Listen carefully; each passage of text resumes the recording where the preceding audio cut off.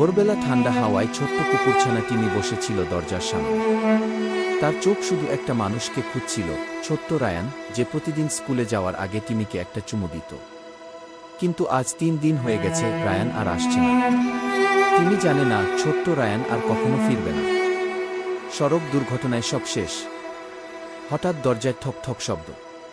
TIMI ছুটে যায়, চোখে আশা, কিন্তু না, কেবল বাতাস। টিমি আবার বসে পড়ে, চোখে জল। শেষ চুমুটা যে ওই সকালেই ছিল। টিমি জানত না